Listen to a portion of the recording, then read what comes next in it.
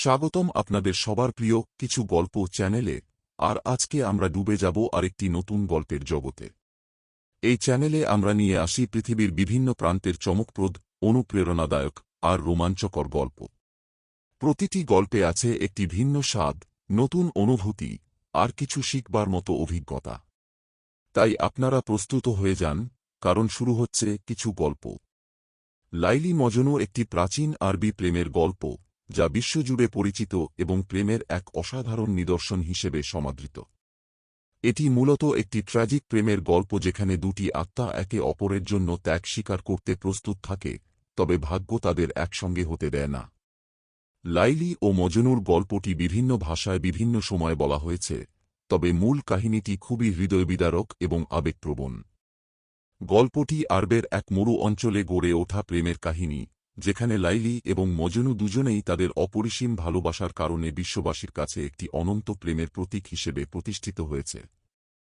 গল্পের প্রেক্ষাপট মূলত আরব সমাজ এবং সেই সময়কার কঠোর সামাজিক নিয়মাবলীকে ঘিরে। গল্পের শুরু, লাইলি এবং কায়েসের পরিচয়। গল্পের প্রধান পুরুষ চরিত্রটির নাম ছিল কায়েস ইবনে মুলাওয়া। তিনি ছিলেন একটি ধনী আরব গোত্রের ছেলে। কায়েস ছোটবেলা থেকেই খুব বুদ্ধিমান এবং প্রতিভাবান ছিলেন।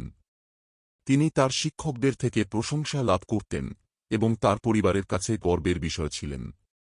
কায়েস যখন স্কুলে পড়তেন, তখন তার সহপাঠী ছিল লাইলি, যিনি ছিলেন খুব সুন্দরী এবং স্নিগ্ধ স্বভাবের। লাইলি ছিল তাদের গোত্রের মেয়েদের মধ্যে সবচেয়ে সুন্দরী এবং বিনয়ী মেয়ে।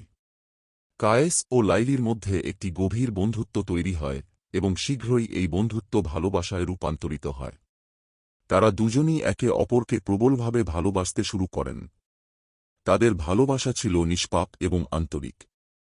কায়েস যখন লাইলির সঙ্গে থাকতেন, তখন তিনি সবকিছু ভুলে যেতেন এবং তার হৃদয় শুধুমাত্র লাইলির জন্যই স্পন্দিত হতো। কায়েস তার বন্ধুদের এবং সহপাঠীদের সামনে লাইলির প্রতি তার ভালোবাসা প্রকাশ করতে শুরু করেন। তিনি লাইলির জন্য কবিতা লিখতেন এবং সেই কবিতা তার বন্ধুদের শুনিয়ে লাইলির প্রতি তার আবেগ প্রকাশ করতেন। ধীরে ধীরে লাইলির প্রতি তার ভালোবাসা এতটাই গভীর হয়ে ওঠে যে কায়েস পুরোপুরি লাইলির প্রেমে মগ্ন হয়ে পড়েন। তিনি লাইলির কথা ছাড়া আর কিছুই ভাবতে পারতেন না। মজনু নামকরণের পেছনের গল্প। কায়েসের এই অপ্রতিরোধ্য প্রেম দেখে তার বন্ধুরা এবং গ্রামবাসীরা তাকে মজনু, যার অর্থ পাগল, বলে ডাকতে শুরু করে।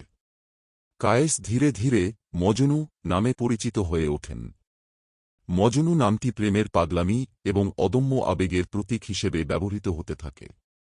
মজনুর এই পাগলামি এমন পর্যায়ে পৌঁছায় যে তিনি সমাজের সব ধরনের নিয়মকানুন ভুলে লাইলির জন্য পাগলের মতো ঘুরে বেড়াতেন এবং লাইলির নাম জপ করতেন।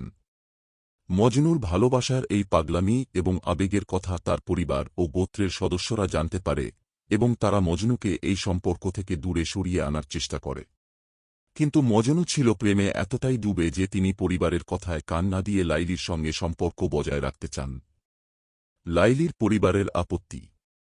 এদিকে লাইলির পরিবারও তাদের মেয়ের প্রতি মজনুর এই ভালোবাসা নিয়ে উদ্বিগ্ন হয়ে পড়ে। তারা মজনুকে একটি অস্থির এবং সমাজের নিয়ম না মানা ছেলে হিসেবে দেখতে শুরু করে। লাইলির বাবা মা সমাজের মানসম্মান বজায় রাখতে চান এবং তারা তাদের মেয়েকে মজনুর সঙ্গে বিয়ে দিতে রাজি হন না। তারা লাইলিকে মজনুর কাছ থেকে দূরে রাখতে চান এবং তার বিয়ে অন্য একজন ধনী ব্যক্তির সঙ্গে ঠিক করেন। লাইলির প্রতি মজনুর ভালোবাসা এবং পাগলামি দেখে লাইলির বাবা মা তাকে মজনুর থেকে দূরে সরিয়ে অন্য এক দূরের জায়গায় নিয়ে যান। লাইলিকে বাধ্য করা হয় অন্য একজনের সঙ্গে বিয়ে করতে, যদিও তার মন শুধুমাত্র মজনুর জন্যই কাঁদছিল। মজনুর অন্তহীন ভালোবাসা। লাইলিকে হারিয়ে মজনু পুরোপুরি ভেঙে পড়েন।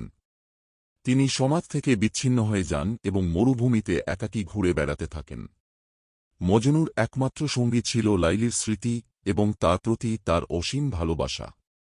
মজনু দিনরাত লাইলির কথা ভাবতেন, তার নাম জপ করতেন এবং তার জন্য আকাশের দিকে তাকিয়ে প্রার্থনা করতেন। মজনু সম্পূর্ণভাবে প্রেমের পাগল হয়ে যান এবং সমাজের সমস্ত নিয়ম ও সম্পর্ক থেকে বিচ্ছিন্ন হয়ে একাকী জীবনযাপন শুরু করেন। তিনি খাদ্য, পানি বা কোনো ধরনের শারীরিক স্বাচ্ছন্দ্যের কথা ভুলে গিয়ে শুধু লাইলির কথা ভাবতেন। মজনুর প্রেম এতটাই গভীর ছিল যে তিনি বাস্তবতার সবকিছুকে অস্বীকার করে লাইলির প্রেমে বিভোর থাকতেন। লাইলির বিয়ে এবং মজনুর দুঃখ। লাইলি বাধ্য হয়ে অন্য একজনের সঙ্গে বিয়ে করেন, কিন্তু তার মন সবসময় মজনুর সঙ্গে ছিল। সে তার স্বামীকে কখনও মজনুর মতো ভালোবাসতে পারেনি।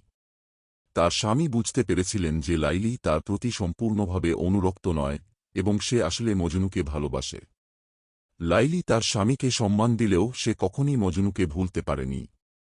লাইলি ধীরে ধীরে অসুস্থ হয়ে পড়েন, কারণ তার মন মজনুর জন্য তৃষ্ণার্ত ছিল।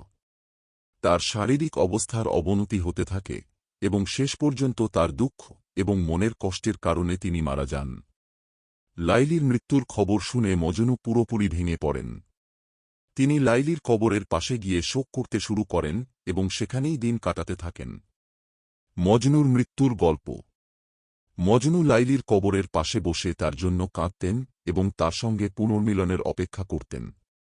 তিনি তার প্রেমিকা ছাড়া জীবনকে অর্থহীন মনে করতেন এবং তার জন্য তার জীবনের সবকিছু ত্যাগ করেছিলেন।